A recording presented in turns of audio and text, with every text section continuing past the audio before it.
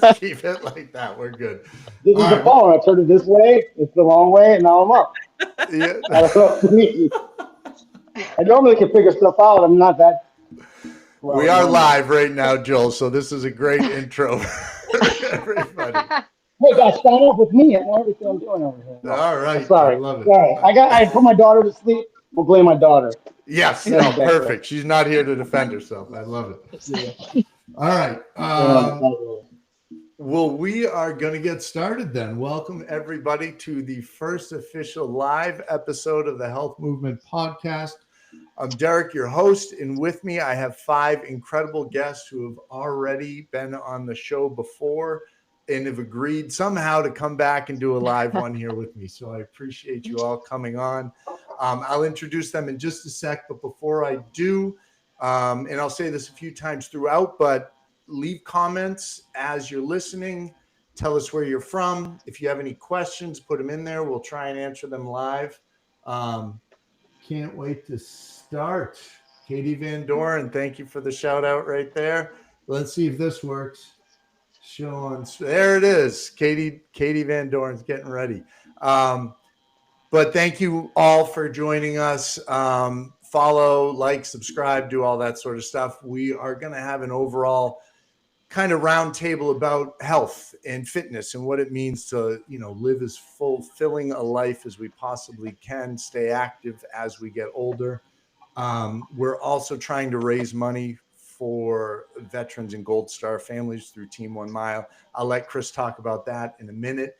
But that's what we're doing here today. So as we go, I'll remind you guys to throw your questions and comments and stuff in there. But let's get started. We're going to start off, and I'll let Kevin introduce himself first. Oh, did I say we're not doctors? So before you change anything, consult with your physician. All right, Kevin, you want to introduce yourself?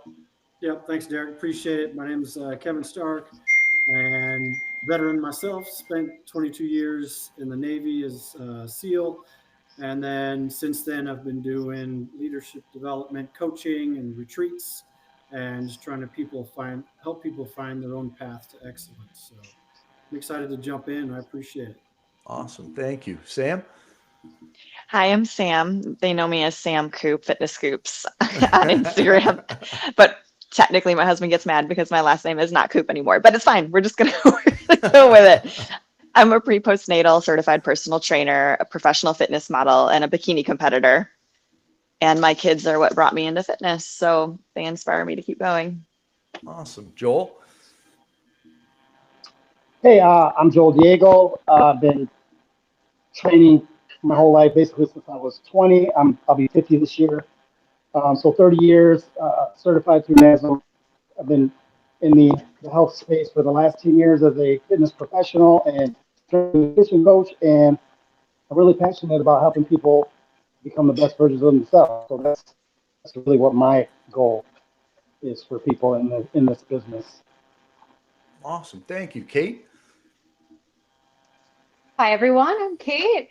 I am a mom of two beautiful girls. I am a music educator. I've been teaching instrumental music for about 15 years now, and I'm at the high school level. What originally started as a wellness journey back in 2019 ultimately became me becoming a wellness competitor in the world of bodybuilding. And I've lost over 100 pounds, and it feels so good to take my experience and help others. And so now I am coaching and imparting that knowledge onto other people and hopefully inspiring people every day. Awesome. Thank you. And Kris?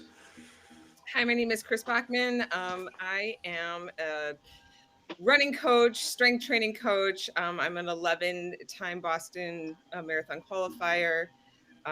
But my background is in nursing. I'm a nurse practitioner. I've worked most of my career on the acute side of health, of working with sick people in ICU, and now I'm transitioning into the preventative side. But I've also been on this crazy journey of doing these big adventures, which has led me into working with Team 1 Mile, which is a team of cyclists that have participated in Race Across America. And then our latest adventure is creating our own event, and it's a 700-mile ride around Wisconsin to help Camp Hometown Heroes. And Camp Hometown Heroes helps kids that have lost a parent or a sibling in the military, whether that is in combat or to illness or to suicide. It provides a summer camp for them so that they can feel like normal kids again. And they get a lot of mentoring while they're there. And it's just been a really special cause to me. Awesome. So as we're going through this, if you look at the description for the show, there is a link. It's right after the intro paragraph. If you want to donate to Team 1 Mile and help Kris and the foundation out, honestly, anything at all is helpful. And just spreading the word itself, if that's not something that financially you can do at this moment, just spread the word, spread the link, because it's for an amazing cause. So thank you, Kris. You said that more eloquently than I possibly could have. So thank you. All right. So I'm going to throw the first question over here to Cait. I'm going to put you on the spot to start off. When we talked, you had mentioned choosing your heart is kind of a big piece of this when you were looking to, you mentioned losing 100 pounds. Can you talk a little bit about what that actually means, choosing your heart? And everyone's allowed to jump into if you have things you want to add on. Yeah, sure.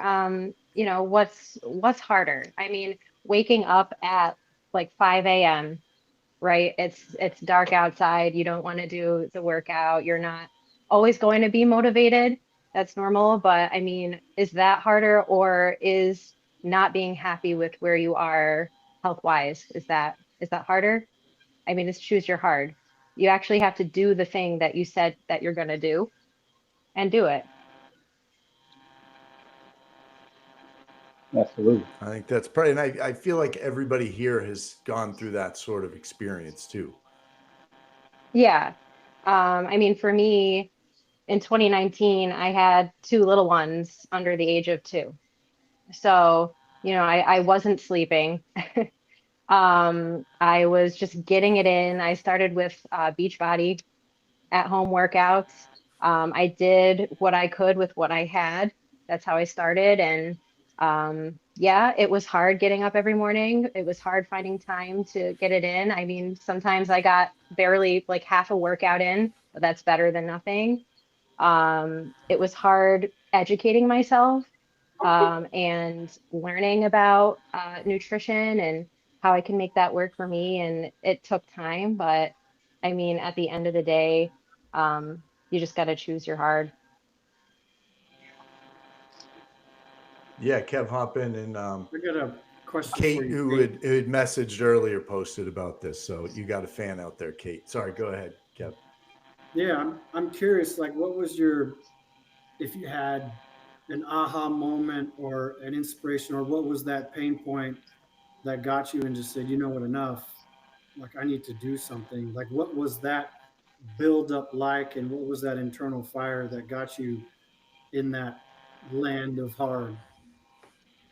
It was, my cholesterol, like medically, I was not doing well. Very high cholesterol, high blood pressure, obese. After having 2 children, I had put on a considerable amount of weight. Um, I was just in a stressful life season, and I needed to take control of something. And so I felt very out of control. And so the one thing for me that I felt like, okay, what's in my control is myself. And what I found was by working on myself, actually that impacted multiple facets of my life. So my health and my fitness actually was impacting like my relationships with other people, my mood, my confidence. I was taking risks. I I felt bigger in a sense. And so it's ironic how I started this journey wanting to be smaller, but at the end I actually became bigger. And I'm so proud of myself, and that is my why. I remind myself of that season often. Sam, you had mentioned something along that line. I'm just thinking about the getting bigger, and you stopped chasing like numbers on a scale and we're going for numbers in the gym.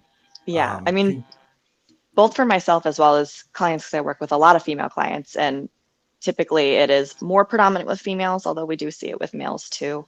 You're chasing that number on a scale. We want to see it get lower and lower and lower and lower. And realistically, that doesn't necessarily define health either. So teaching people that the figure that they want, the strength that they want, the physique that makes them feel the best, both inside and out, isn't always chasing that lower number. I put on over 25, it's about 30 pounds of muscle mass from what I was. And when I tell people I gained 30 pounds, they're like, how is that possible? My waist is the same size. But that was what putting lean muscle mass was. And I gained energy, sustainability, my sleep got better. I was healthier. And it started that way after postpartum depression, because I didn't feel like myself anymore. I wasn't the athlete that I used to be. So I wanted to get tinier. I didn't feel as feminine anymore. I didn't like anything that I saw in the mirror, and that affected both inside and out. So I started seeing the scale drop, and you get some satisfaction at first, but then you start realizing that that isn't actually what you want, and it doesn't benefit you on the inside either. I wasn't sleeping well. I was still depressed. I wasn't strong. My food was not great, which affected my health. I got sick faster, longer. Putting that lean muscle mass on and realizing that that was the shape I actually wanted. Although that with that comes the stipulation that women think they're going to get bulky automatically right when they start lifting, which is also not the case. I don't want people to get scared and think, oh my gosh, I'm going to look like a man once I start bodybuilding. That's not how it happens. I put 30 pounds of muscle mass on and I'm still bikini. I'm very small framed compared to, other women that work their butts off for fitness and figure, and much respect to them, because that is so hard to do. And women think that automatically they're going to gain all this weight when that's not how it works. Even when I'm bulking and cutting, I train exactly the same. I lift heavy, I lift hard. But what changes is my food, and I can drop 20 pounds or I can gain 20 pounds. It all just depends on how I'm fueling the body. That has been with bodybuilding, Sam. That has been the craziest mental thing for me. Yes. With being in a growing phase and a cutting That's phase. The hardest part. It's the growing phase. Yeah. Nobody warned me about the reverse after a show. No one warned me about that. And I thought the prep was the hardest part.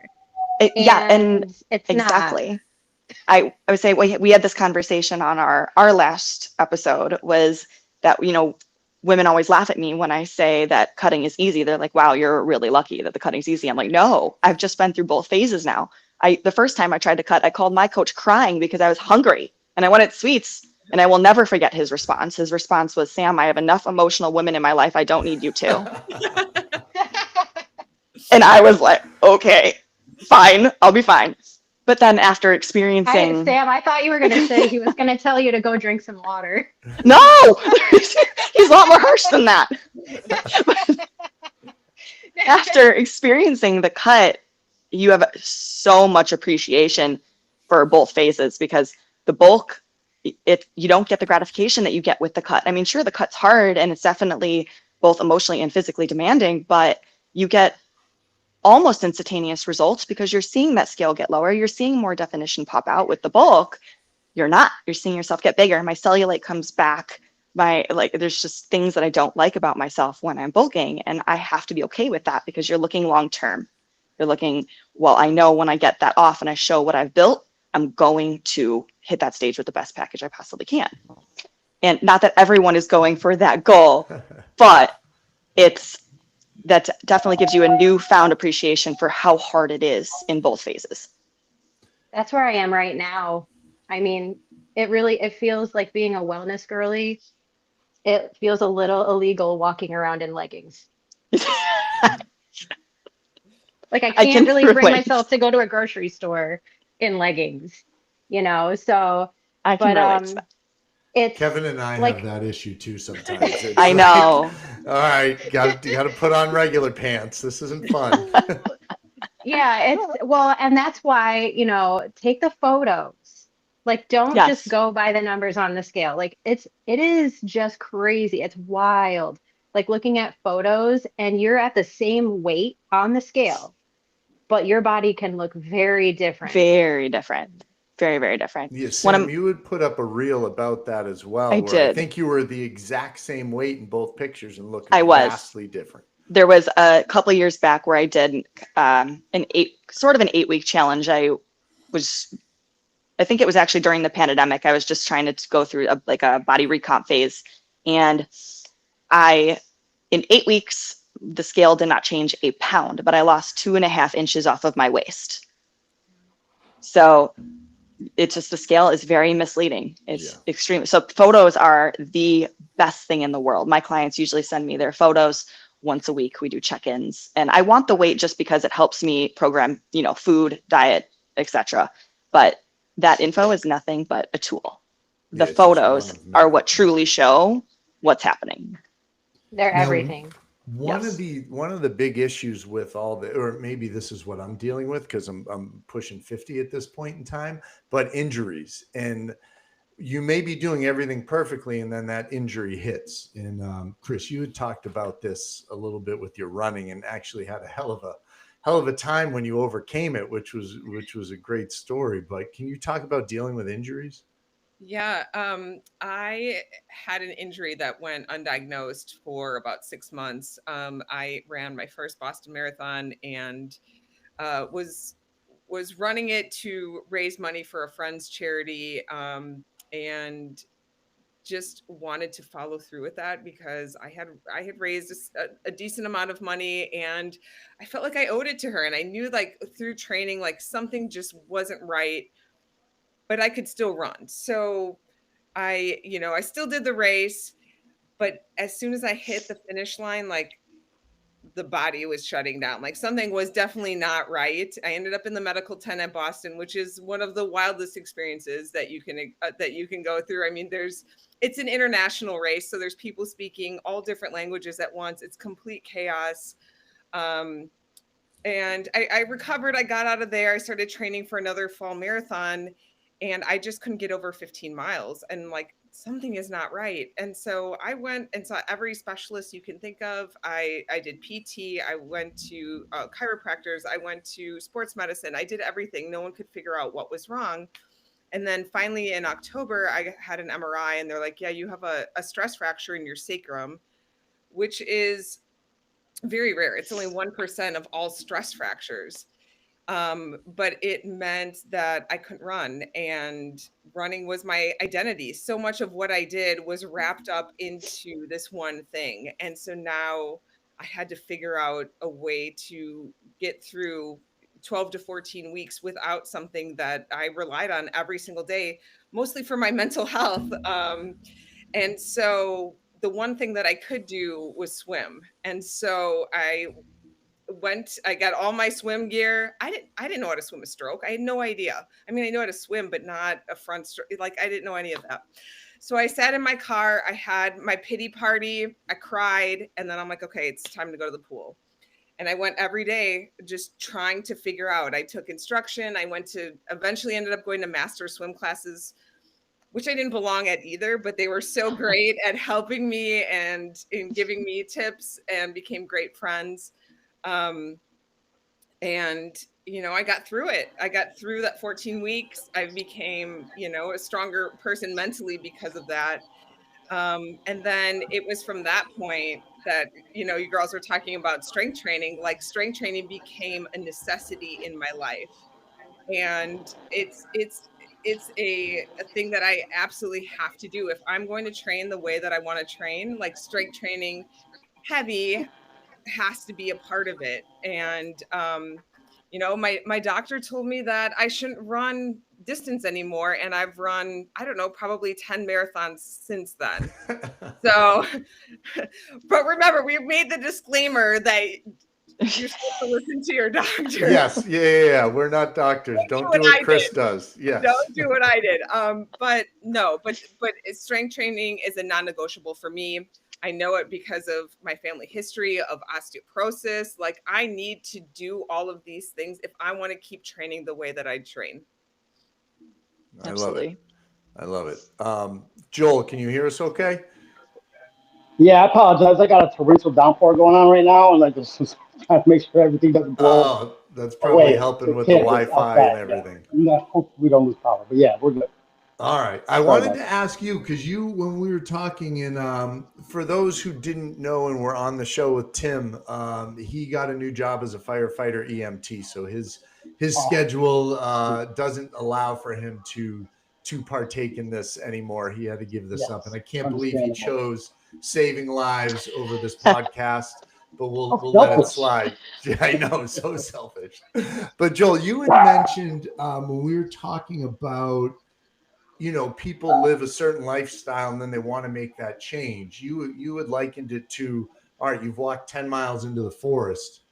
Now you got to Yeah. walk 10 miles out, which I thought was an awesome analogy. Can you speak to that a little bit?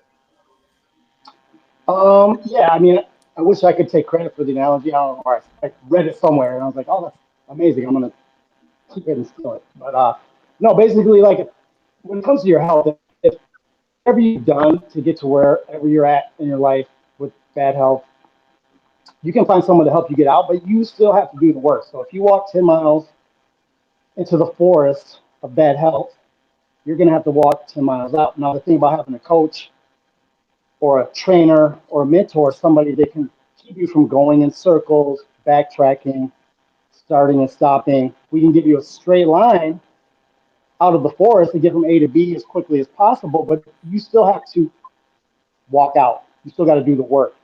We're going to help you get there as quick as possible.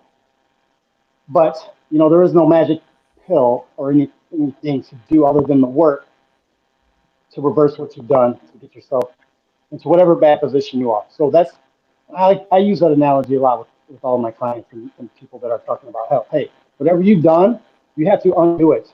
And we can help you do that quickly, but you have to do the work.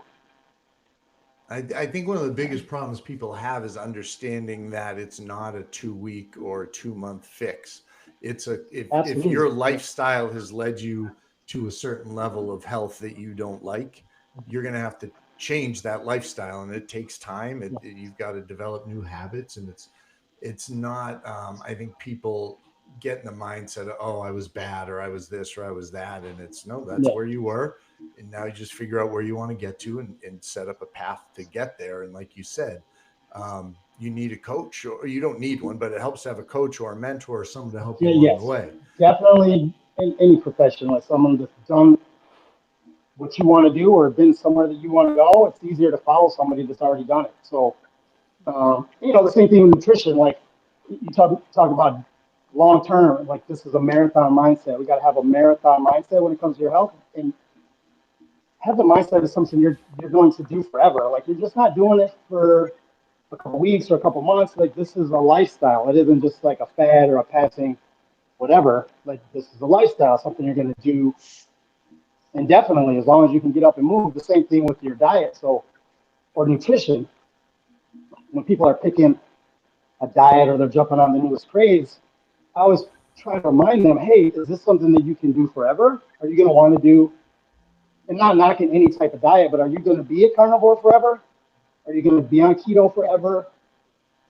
Like, you have something that you can sustain and enjoy and make progress for the rest of your life. So you have to try to put people in a position to win, but let them know, hey, this is a long-term thing, and try to set yourself up for success and not failure, and just jump on whatever fad is going on at whatever time you're jumping in.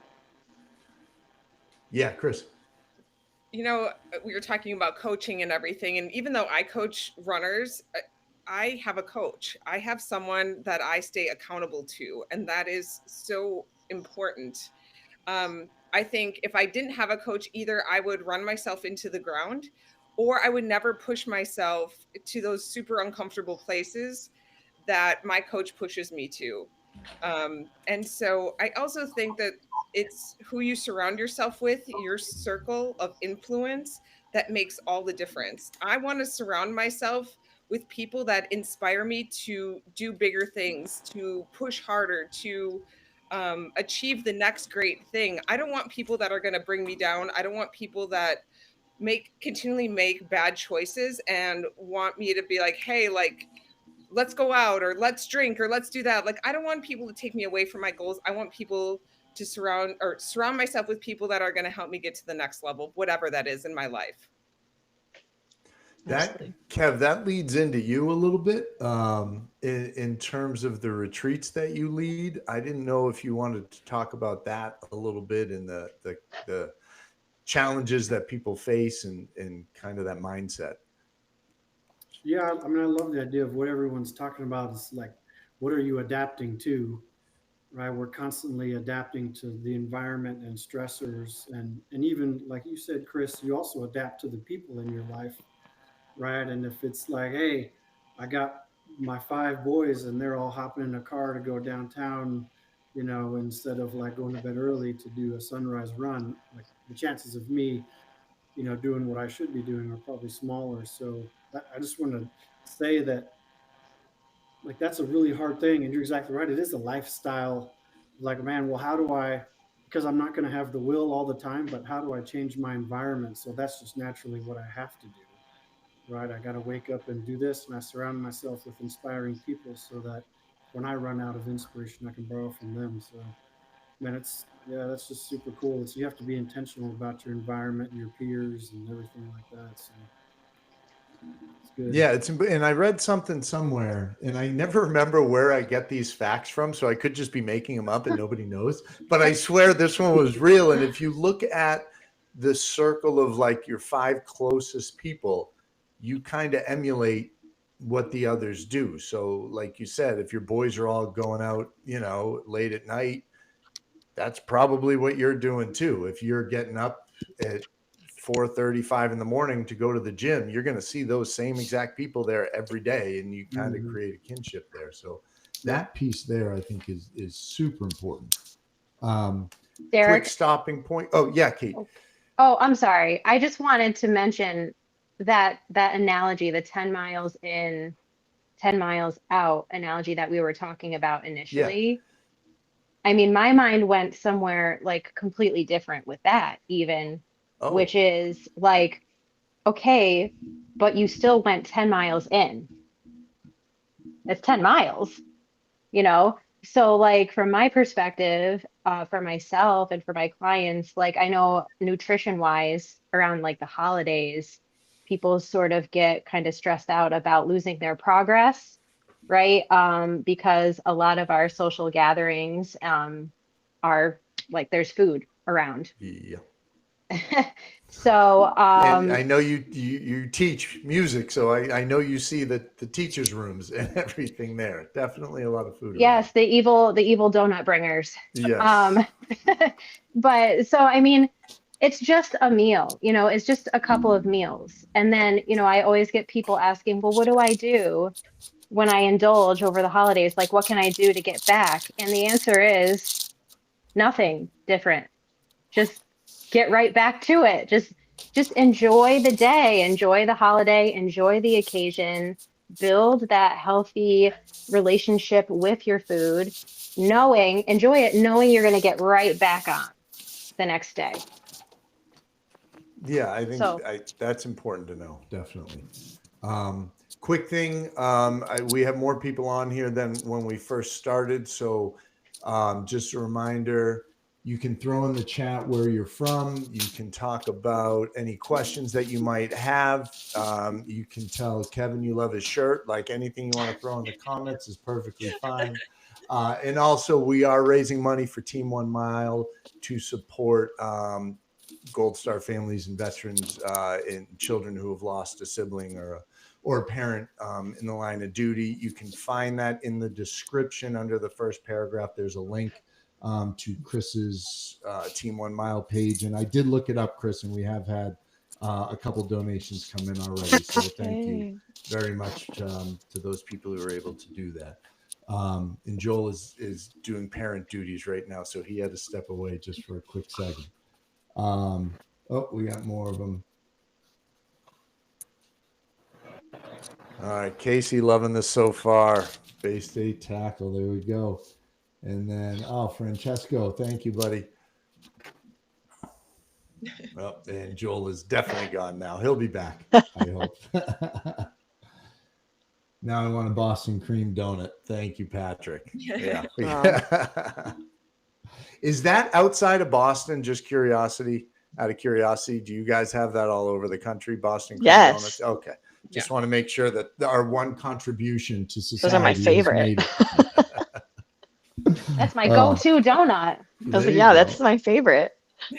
So what? All right. Now that we brought up donuts, thank you, Patrick, for throwing that in there. What are your I don't want to call them cheat meals or anything like that, but what are your little slices of heaven there that you guys still make sure you eat or partake in? I can start. I have a Ninja Creamy. I know I've talked to a few of you about this, and the ice cream you can make in that. It's not bad for you, but I have a pint of it every single day, like without fail, and it's fantastic. And I'm not ashamed of it at all. It's so good. But what do you guys do? What's your favorite? I have more than one. Oh, give us a list. I like it, Sam. I could see her checking them off upstairs. Well, I also just started my cut last Monday, so like the cravings are just a little higher than normal. First off, I'm a huge chocolate fiend, so like I will take anything with chocolate on it. But then those damn Nerds gummy clusters, man. Yes. I'm just saying I could down a family science bag of those in like 2 days. What is it about those? Is it I don't know. It's crack. Like it is actually crack. Like I'm just saying. And then I'm a sucker for a Slurpee. Like the 7-Eleven by my house knows my family's names. Like we just walk in, they give my kids free things all the time. Like it's not a good thing. When they know your name, yeah. But we're a big Slurpee family. So those are big gulps, Sam. That was the joke earlier that you missed. You have to watch Dumb and Dumber. You'll get it after watching that. Well, I've seen Dumb and Dumber, but I'm not enough. Well, now I get nothing but Disney Channel. So the kids take over. They take over the TV. Yeah, it's like I've got a while before the TV's mine again. But anybody else have any go-tos? Kate, what are you thinking over there? I'm a brownie girl through and through. Oh, yeah. To me, nothing beats like a warm brownie, a la mode perhaps with my Ninja Creamy, and like a glass of milk or something to wash it down. That's like my guilty pleasure. But yeah, I've been creative in the kitchen during this growth phase, and so I'm a chocolate girl through and through. But those Nerds clusters, I can't even believe you said that. I can't even believe you said that. It's so bad. Bad. I can't believe I didn't get in trouble for showing my students this, but there was a video about how they get the red coloring for the Nerd clusters, and they like crush up dead bugs. And I don't want to know. I don't want to know. I can't eat them anymore, Sam. You're gonna ruin it. Eat them. I still eat them. Do not ruin it for me. I can't be scarred for life. I'm like, I can't be scarred for life. Maybe it's like from one of those sources that you said earlier, you know. Oh, yes. Yeah. I might cry a little. True. Cheesecake chocolate hummus. Oh, that's really good. Oh, Kevin, you have a fan of the beard. Yep. A buddy of mine. He's the peanut gallery in the back, so this is good. Oh, all right. We got sidetracked a little bit there. This one, I was going over the old shows and thinking about goals that people have and how it looks so different to define success. And Sam, one of the stories you told about one of the women that you work with, her goal was to lift a 35-pound bag of kitty litter and put it in her car, and that's why she wanted to get in better health. She started because she's been with me now for four years. We're going on 4 years. She came in her earlier 70s. Now she's mid 70s, but her goal was to get that 35-pound bag of kitty litter in the back of her car without asking for help. And needless to say, we're past that. She's been deadlifting 75 pounds now. Wow. But she now, well, she goes onto the airplane to travel to see her kids in New York. And everyone asks her, do you need help putting that in the overhead bin? Do you need help? She's like, I got it. Like she's determined, 100% determined to put that bag up. So, working on shoulder mobility, strength, that functional training is my absolute favorite. I've never had a goal more applicable to anybody than when she comes in, because there's always a particular thing, like getting the bag into the overhead bin, lifting her 35-pound bag of kitty litter.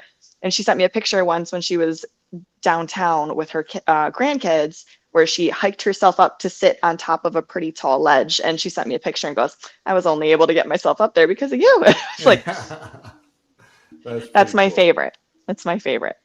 I mean, when it's all said and done, I mean, what we're doing right now is all very important, but in the end, we just want to be able to like get on the floor and play with our grandkids.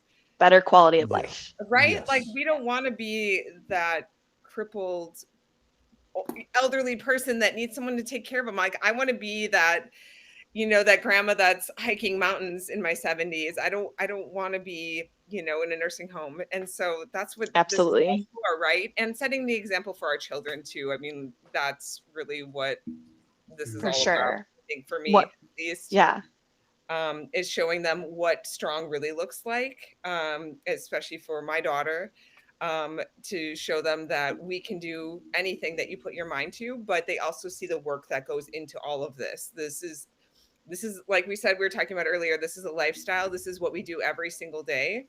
And so many kids don't have that example. I mean, have you guys ever gone to a grocery store and you see the obese parents, you see the obese children, you see their grocery cart?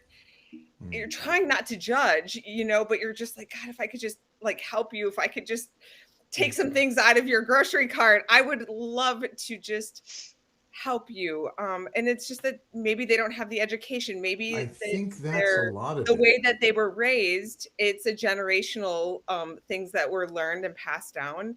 But man, I hate to see kids that are just getting set up for failure. Like, it breaks my heart that they don't have those role models in their life. Definitely. It's true. And I think a lot of it has to do, I don't want to like blame marketing or anything like that, but when a soda is labeled diet, people think, oh, that's healthy, I'll drink that. And then you look at cereal and says like Reese's Puffs made with whole grain, or, they'll throw something else on there. And cereal's the worst thing. Well, I don't want to say worse, but one of the worst things you can start your day with, because you blow through that energy so quickly, you're hungry in 20 minutes. But I think it's a lot of lack of understanding is what it comes down to. And people need help, but they don't know where to start or how to ask. And just a shameless plug that I'm going to throw out for all of you, everybody here is a fantastic coach, and it's all kind of a different sort of avenue or area that they specialize in. So if people are looking for help, all of their contact information is in the description. You can follow them on Instagram, reach out. I can vouch for the fact that they get back to you very quickly, and they're easy, as you can tell, easy to talk to, and just they want to help. So if you're looking for help, they're definitely here for it. Kevin, we do have a question that's directed at you from Francesco that I wanted to throw out there. Can you see that on the screen? Yep. I'll just read it for people who are just listening. But when you get a chance, Kevin, how do you work with people to align purpose with performance? Such a good question, right? And I think, everybody on here is an example of that. Like Cait, especially, like, hey, I wanted to have control in my life again. Like, that's the fuel, right? That's purpose. And then the performance part that comes from that purpose, it flows out with some education and some knowledge, and like, okay, how do I put this together? But it's such a good question, because, and I think you touched on this too, Sam, is like, if I just work out for the sake of working out, or I chase a number on the scale, when I get there, it's like, well, then what? Like, what's the transcendent motivation, or what's that intrinsic motivation that, like, it keeps me going for the sake of doing the action? It makes me think of like the 90-year-old samurai master on the water doing basic moves over and over again. And it's like, it's not about the destination as much as like the journey. So I think that's a long way of saying, Francesco, find something that like aligns with something meaningful to you, but also when you do it, you enjoy it for the sake of doing it. And it's like, man, if I go for a run and I wanted to do 6, but I did 3, like I'm happy for the run. Or like I used to chase like races, right? Or like if I finish this 100-miler, I'll get a buckle. And I would just crush myself in training. I would be like, let's get this training run over with, blah, blah, blah. And then I would get the buckle at the end and be like, yes, that's it. And I was happy for 10 minutes. And then on the drive home, I was like, well, what's next? And then, I was chasing like a destination that never manifested. Now it's like, how do I, as everybody said, make it a lifestyle? And how do I bring little elements of training to make it normal in my life? And now it's like, I go for a run and I'm just enjoying the run for the sake of running, instead of like, man, I need to reach this buckle or be this. So that's a good question. But I think aligning meaningful elements of your performance in daily action and really just being totally present in that's purpose enough. Yeah, Kevin, I'm like these quick fixes that are out there. I mean, it's about the journey and what you learn along the way. So let's say you have a goal and then you attain that goal. Guess what? You have to still be able to maintain that, right? So hopefully you learned all of those habits and those lifestyles. You made those lifestyle changes along the way in order to maintain that goal that you have. So many people get there, right? And then they have to start over, right? And that's really hard too.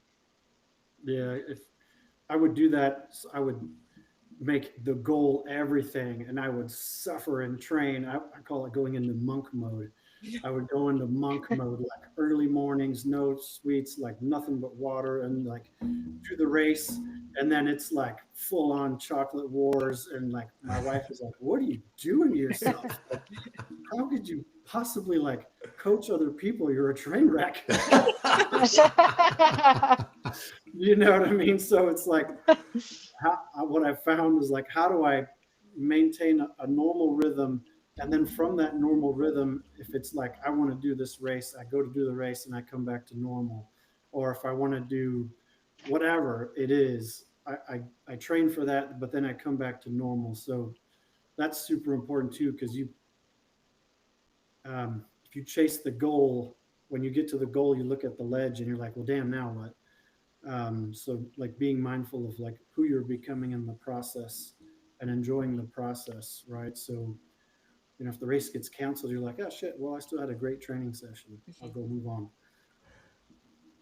I always say that I'm training for life if I don't have a specific race in mind. I like always being in a position where I could jump into any event and do well, just because my baseline fitness is there. So that's just one of my mantras that I always remember, like we're training for life. Life lifters and life learners. Yes, I love that. Joe threw his goal in here, and to make sure his kids are never stronger than him. Which I said a few times. My son finally beat me in basketball a month or two ago, which is humbling, but also a really, really awesome feeling to know that he's getting there. I'm still stronger than him, though. I don't know when that torch is gonna get passed on, but I hear you, Joe. That's my goal too. I don't want to give that one up yet. All right, I got another. Oh, Kev, when you had the retreat, was it in March, your last one? Yep. Can you take a minute and just talk about exactly what that looks like? Yeah, no problem. So in a nutshell, I try to bring back some like ancient traditions. Like if you imagine us thousands of years ago, we'd be living in a tribe and there'd be certain ceremonies and rituals that would help us to acknowledge when we move from one phase of life to the next.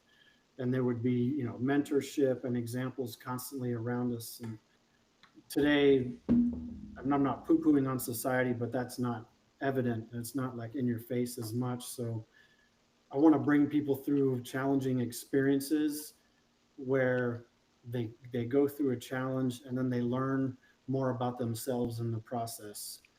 Um, and some of the ceremonies I do, one is like called a misogi ceremony, which is from the Shinto religion in Japan, where you do like a spiritual cleansing of yourself. And so I take people and they set an intention of, hey, what is something in your life or an attachment to an experience or an event that you have that you want to let go of or make peace with?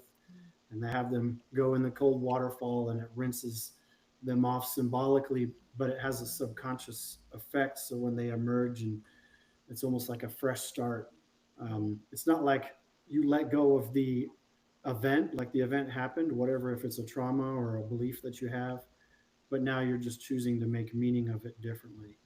So that's one of the first things we do. And then after that, we work on, okay, well, now what type of person do you want to build?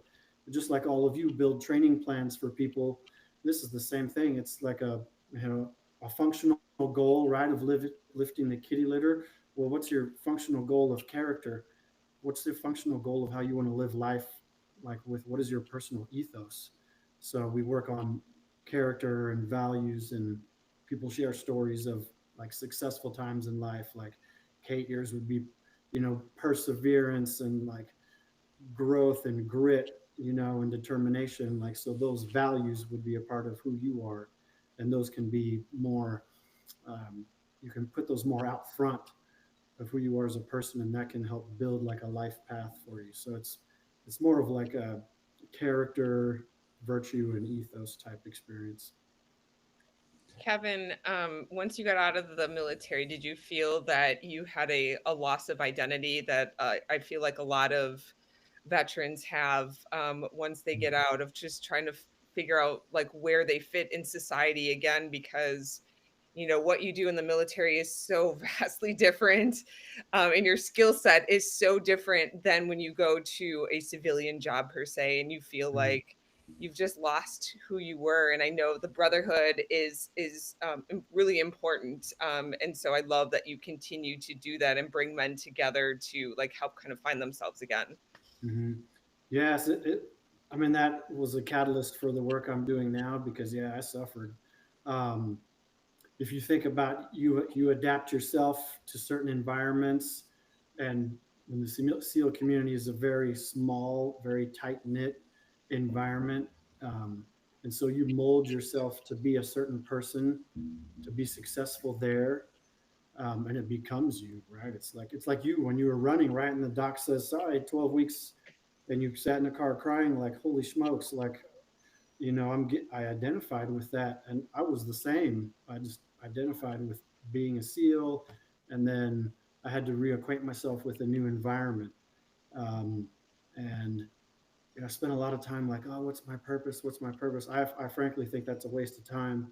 Um, if, Now I try to find purpose in whatever life calls to me. Like, if my son knocks on the door and says, "Hey, Dad," like, that's my purpose immediately in the moment, is to be a dad for him. And so but it took a lot of work, a lot of self homework, to manage that transition and to be okay with it. But I think that's, I'm hearing a commonality among everybody's stories, is that challenging aspect that you had to go through and persevere through so that you guys could come out of the other side. Because looking at all of you, like physically, emotionally, mentally, you are all the after picture, both, in all aspects of your life. You guys have worked hard to get where you are, but you kind of had to go through a little bit of hell to get there.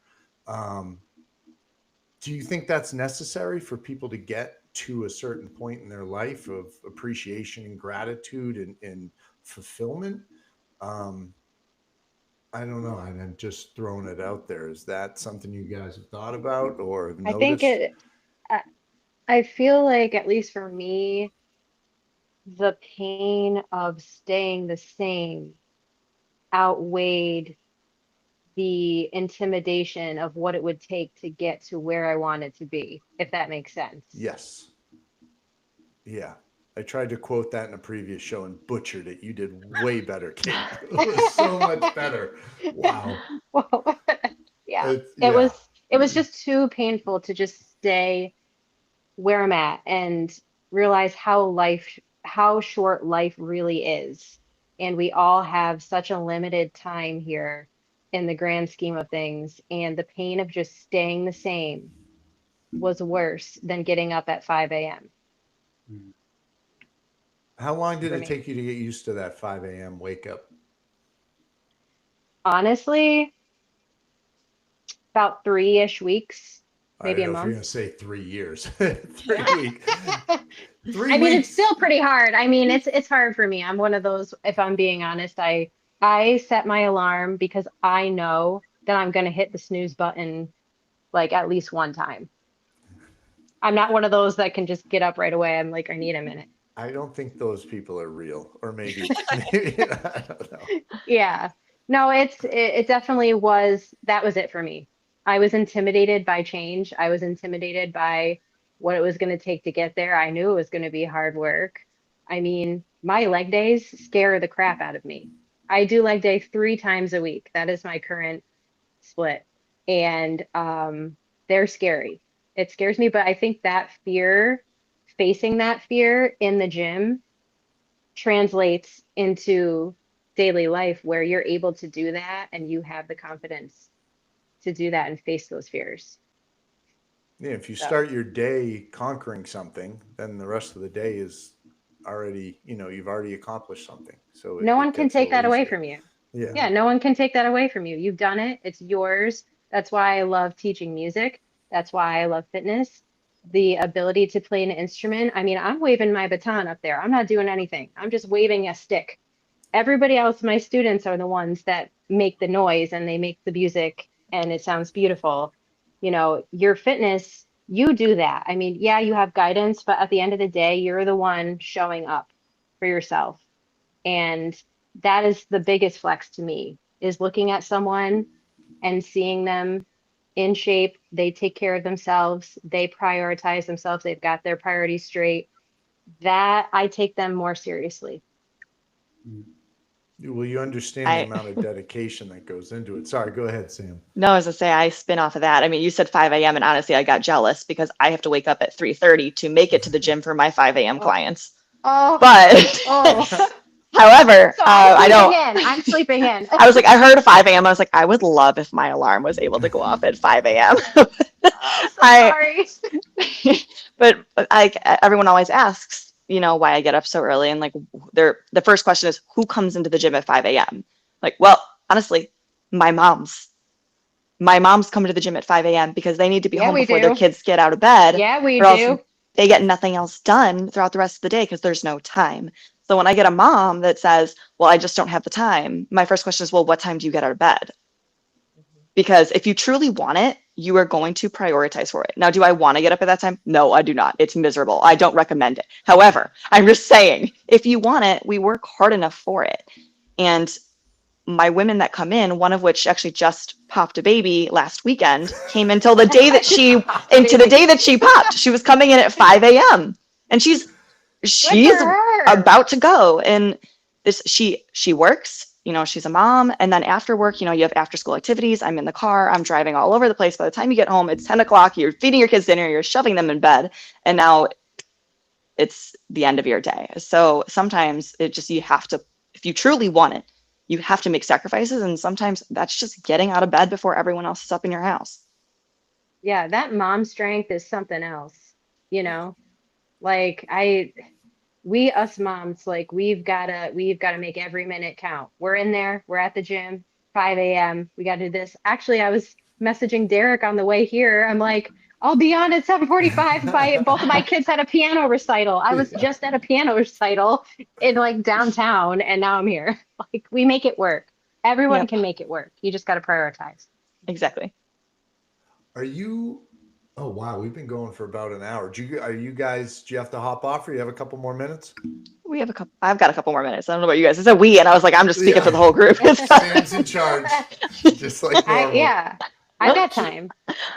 Derek, real quick, you said, does it necessary to go through, a major trial or difficulties? I don't know. I do think it makes us more relatable. And I think someone can see us as an example if it's like, man, I've fallen off the wagon and I've been hurting and I've been here. And it's almost, now it's a realistic example of, okay, I can follow you and listen to you instead of, someone who hasn't struggled, which there's nothing wrong with that. Like, good for you. But it makes us more relatable, I think. And I think that it teaches you a lot about yourself. How are you going to know resilience unless you fall down? Like, how are you going to know, overcoming an obstacle unless something challenges you, So I do think it's important, but you always got to be careful what you wish for, because sometimes the piano drops hard, because life will do that. So, but I do think it helps to do that, to have some challenges in life. Yeah, no, and I feel like everybody's got those issues, everybody's got the challenges, and people, nobody's going to try to tell everything that's going wrong in your life to every single person you see. So you put on a brave face and a smile and everything like that. But everybody you see has gone through something at some point in time. It's just, I think, are they through it yet? Or, I mean, you're never through it because life keeps throwing stuff at you. It's just the way it is. And that kind of goes to the whole mantra of, oh, I'll start when life isn't so crazy, or I'll do it, once summer hits. It's never not crazy. Like, that's the definition of life. So you got to adapt to it and fit it into whatever it is you're doing. But yeah, so I did want to ask you guys a question too, and this I didn't prep you with anything, so this could just crash and burn pretty badly. But when we talk about goals and you get to a certain point, you've achieved that goal, and Kevin, you talked about the belt buckles, and how do you keep challenging yourself? Is it just, I'm going to stay on this path and stay on top of the mountain, or are you guys constantly looking for new ways to challenge yourself? Whether it doesn't have to be fitness, it could, maybe you want to take piano lessons or whatever it happened to be, but try to learn something new. Are you guys doing that normally? Or Kris, you're nodding your head. Yeah, I love that quote. That's like, be humble enough to suck at something new. I'm always up for a challenge, like whatever that is. For me, like, I was staying home with my kids. I gave up my career as a nurse, and I needed something else in my life. I just wasn't feeling fulfilled. And I had the opportunity to co-found a nonprofit. I had no idea how to start a nonprofit. I didn't know anything about fundraising. I didn't know anything about anything. And so it was learning on the fly. It was like, how do we make this work? You realize that some of your skill sets from different careers, different things that you've done in your life can carry over. But that was a huge goal for me. And it was, being the crew chief for this 8-person team that rode their bikes 3,000 miles across the country. I'm not a cyclist. I learned about cycling. Like, you just do whatever it takes to fulfill the job and to do it to the best of your ability. I like it. Anybody else, or I put you on the spot too much? I think it's just natural when you start really going for a goal, when you're dedicated for that goal, whether it be fitness or achieving something else in life, whether it be family related or business related.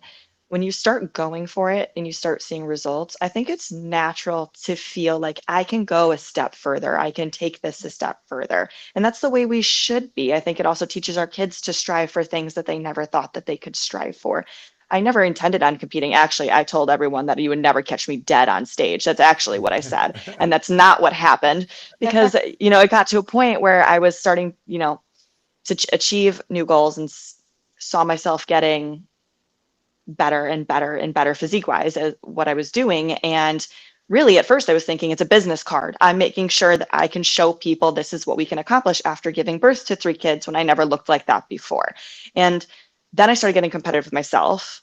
And then it turned into seeing the other people hit the stage. And I was like, I think I can do that. And then when I actually hit the stage, it was like the runner's high. I'm cloud 9. Like that all of a sudden it was an overwhelming feeling of both competition that I was missing, the athleticism that I felt like I was gaining from it, and the gratification of feeling like I accomplished something, whether I won or didn't win it, the prep that it took to get there and seeing the results that I had, and also inspiring everyone that's watching you while you're on stage.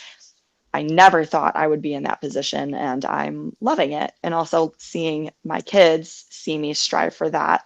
I've noticed them say things or make little connotations. Like we just had a pool party, and my daughter's in the back of the car, and she goes, "I'll carry that." I was like, "No, that one's heavy." She's like, "I got it."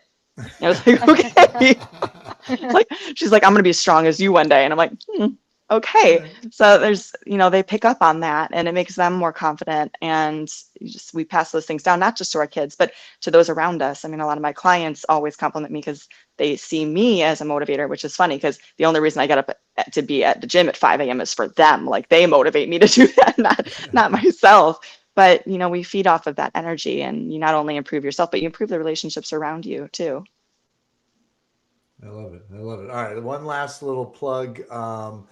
If you're still, we actually do have people. I was going to say if you're still here, but I can see we definitely still have people in the chat and in the stream. Kris's foundation, their Team 1 Mile. If you can, if you have a minute, or you can make a donation. The link is in the description, or you can just pass the word along. Maybe copy and paste the link and send it to everybody you've ever spoken to in your entire life. That would be helpful. Yes. But I don't want to take up too much of your time. We're well over an hour at this point in time, but I do want to thank you all for joining me and talking through this. I had fun, and it kind of went by quickly. I don't know if you guys felt like it was dragging, but it was a fun conversation to have with all of you, and I really appreciate you taking the time. And I appreciate everybody who hopped on with us as well. So thank you all for coming. I appreciate it. Thanks for having us. Thank Thanks, you. Kevin. Thank you. Thank you.